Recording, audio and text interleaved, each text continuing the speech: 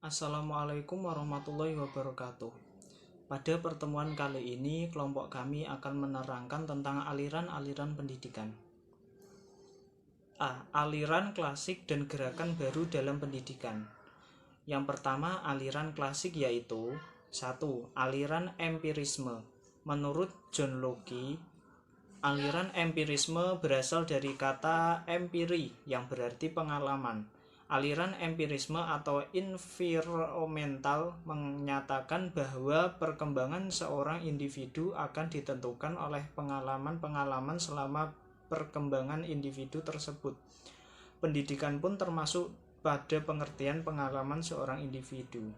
Menurut teori tabula rasa, yaitu anak dilahirkan bagaikan kertas putih atau meja berlapis lilin yang belum ada tulisannya. Yang kedua, aliran nativisme. Menurut Schopenhauer, aliran nativisme berasal dari kata nati yang berarti terlahir. Aliran nativisme menyatakan bahwa perkembangan individu ditentukan oleh faktor keturunan atau bawaan sejak lahir. Nativisme percaya bahwa jika anak mempunyai bakat jahat, maka ia akan menjadi jahat. Tetapi jika memiliki bakat baik, maka ia akan menjadi baik. Aliran ini mengakibatkan pesimistis di dunia pendidikan, karena pendidikan menjadi tidak berdaya menghadapi perkembangan manusia. Yang ketiga, aliran naturalisme. Menurut J.J. Rousseau, aliran naturalisme menyatakan bahwa semua anak yang dilahirkan pada dasarnya dalam keadaan baik. Anak menjadi rusak atau tidak baik karena campur tangan manusia. Pendidikannya hanya memiliki kewajiban untuk memberikan kesempatan kepada anak untuk tumbuh dengan sendirinya. Pendidikan hendaknya diserahkan kepada alam. Dalam mendidik seorang anak, hendaknya dikembalikan kepada alam agar pembawaannya yang baik tersebut tidak dirusak oleh pendidik. Yang keempat yaitu aliran konvergensi. Menurut William Strand, aliran konvergensi mengemukakan bahwa pembawaan dan lingkungan mempunyai peran penting dalam perkembangan individu. Aliran ini berpendapat bahwa anak telah memiliki pembawaan baik dan buruk sejak lahir ke dunia. Perkembangan selanjutnya dipengaruhi oleh lingkungan.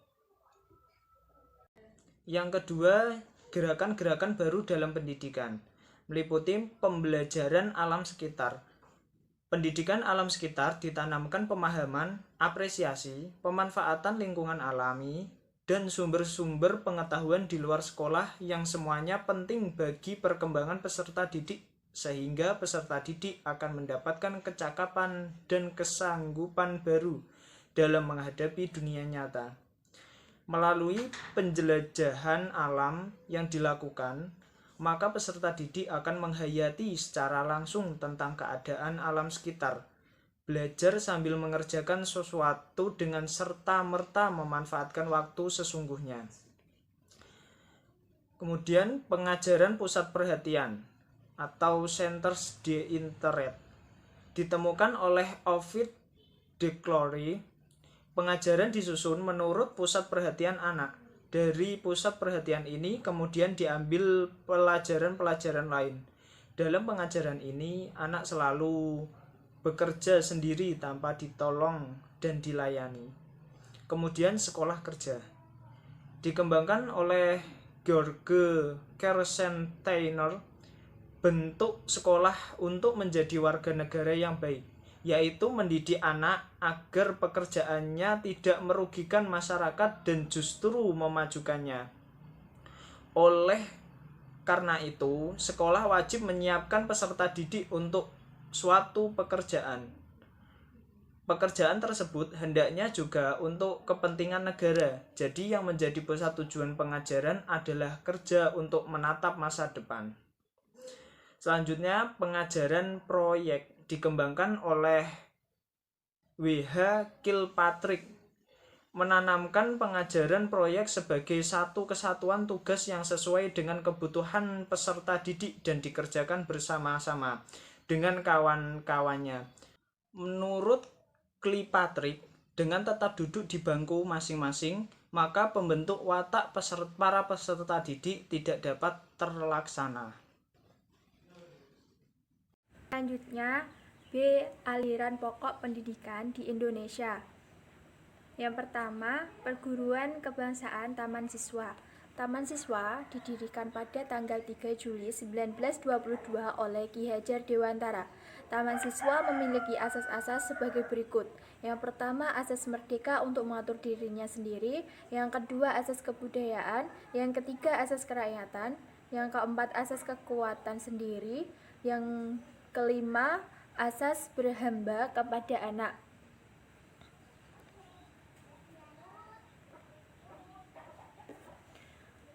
Taman Siswa memiliki dasar-dasar pendidikan yang disebut Pancadharma, yaitu yang pertama kemanusiaan, yang berarti cinta kasih terhadap sesama manusia dan semua makhluk ciptaan Tuhan.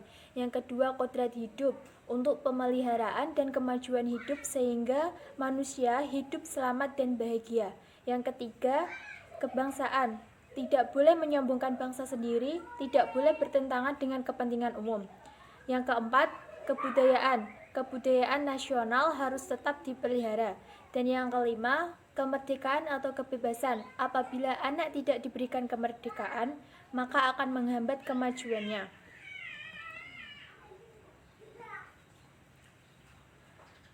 Ki Hajar Dewantara juga mengajarkan semboyan kepada pendidik diantaranya. Yang pertama, ing ngarsa sung tuladha, memberikan teladan kepada peserta didik ketika berada di depan. Yang kedua, ing madya mangun karsa, membangun semangat kepada peserta didik ketika berada di tengah. Dan yang ketiga, tutwuri handayani, mengarahkan peserta didik agar tidak salah bertindak ketika berada di belakang. Tokoh ini mendorong diberikannya juga bahan-bahan ajar yang digali dari kebudayaan setempat, sehingga dapat dikatakan bahwa kiprahnya dalam penyelenggaraan pendidikan itu adalah juga merupakan suatu gerakan budaya.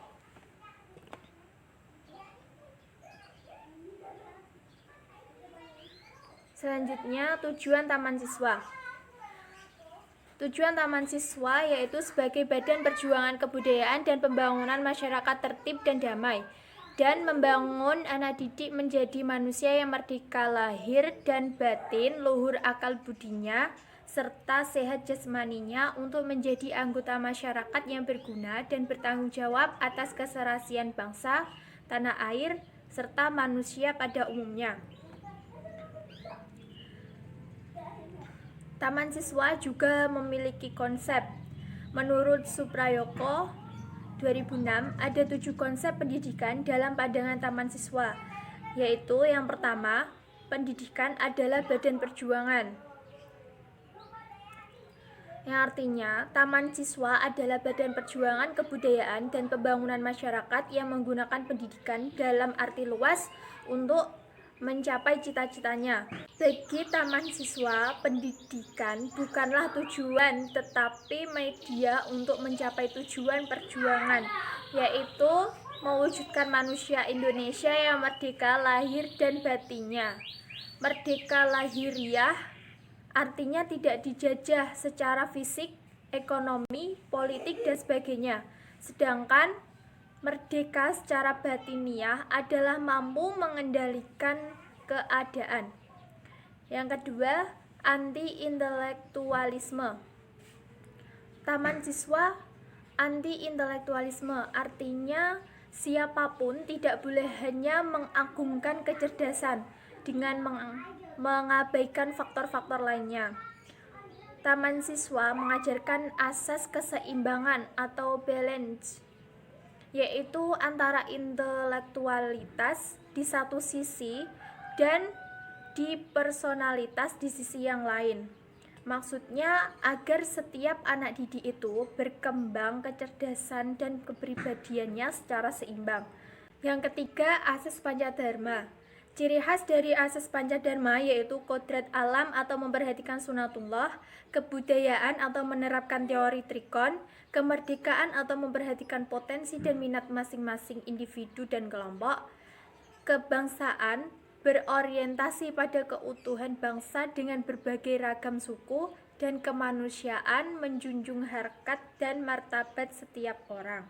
Yang keempat, tujuan pendidikan.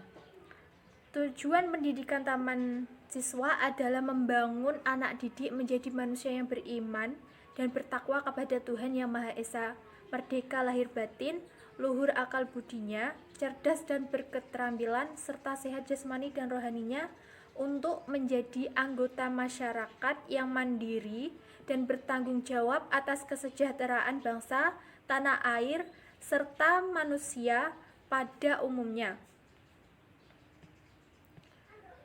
Yang kelima, konsep Tringa.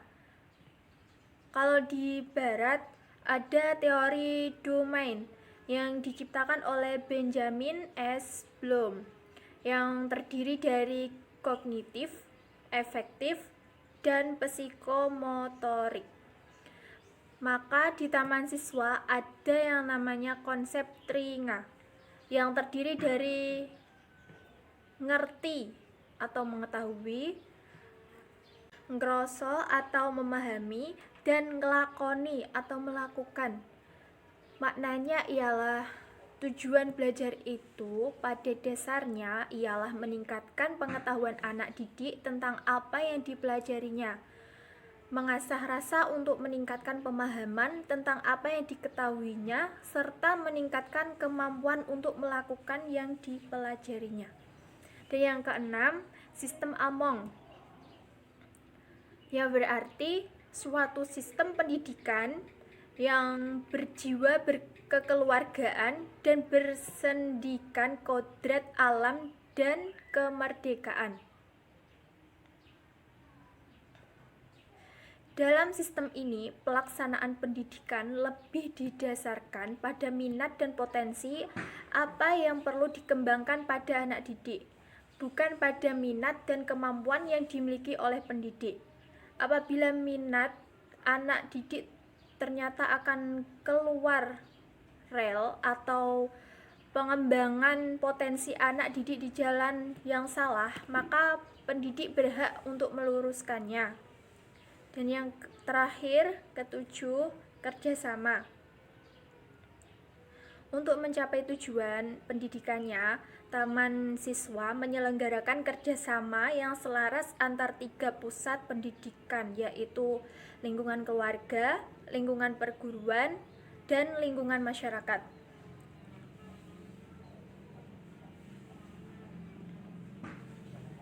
Yang kedua yaitu INS, Indonesisch Nederlands School.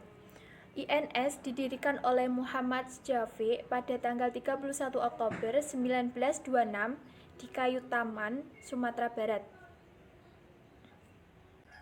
INS adalah salah satu sekolah modern bercorak nasional yang peranannya cukup besar pada perkembangan dunia pendidikan Indonesia, khususnya di Sumatera Barat. Muhammad Syafiq terkenal dengan falsafahnya alam takambang jadi guru, yang menekankan pada keseimbangan otak, hati, dan tangan. Dan dapat pula dikatakan bahwa Muhammad Syafiq telah lebih dahulu menerapkan pendekatan pendidikan yang jauh di kemudian hari dirumuskan orang sebagai student centered learning, tim paradigma pendidikan. INS memiliki dasar-dasar pendidikan, di antaranya yang pertama, keutuhan Yang Maha Esa, 2 kemanusiaan, 3 kesusilaan, 4 kerakyatan, 5 kebangsaan, 6 gabungan antara pendidikan ilmu umum dan kejuruan, yang 7 percaya diri sendiri juga pada Tuhan, 8 berakhlak atau bersusila setinggi mungkin, 9 bertanggung jawab atas keselamatan nusa dan bangsa, 10 berjiwa aktif positif dan aktif negatif, dan lainnya. INS juga memiliki tujuan sebagai berikut.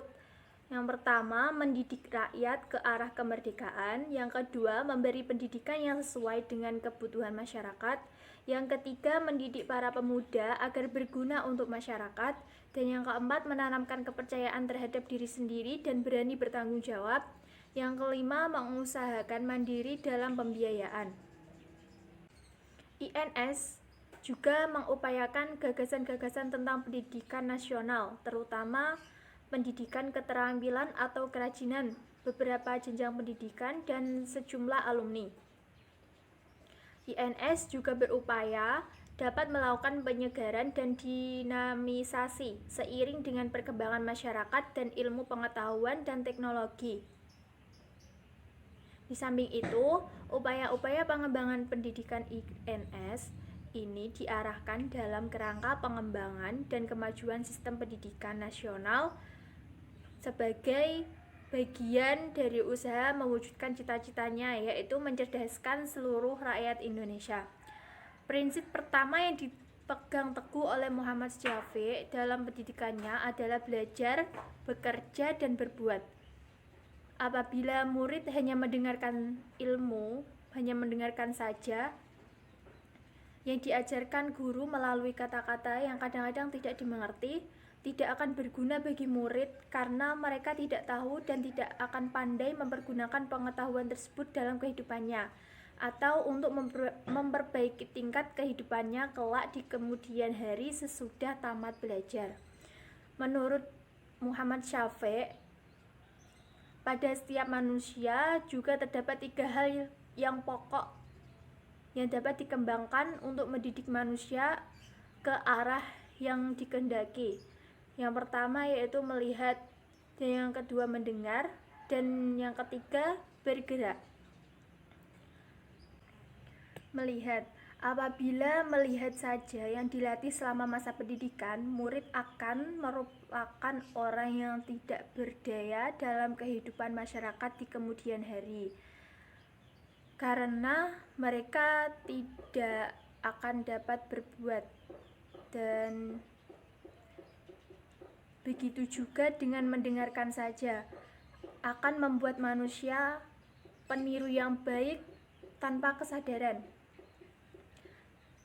Dengan sistem yang demikian, Muhammad Syafi'i juga berusaha menanamkan watak yang teguh dan pendirian yang kuat terhadap murid-muridnya, serta merupakan pekerja yang ulet dan pantang menyerah. Hal demikianlah yang menyebabkan tamatan INS selalu berhasil dalam setiap bidang usahanya dalam masyarakat. Cukup sekian presentasi dari kelompok kami. Jika ada kata atau tutur kata yang salah, mohon dimaafkan. Terima kasih. Wassalamualaikum warahmatullahi wabarakatuh.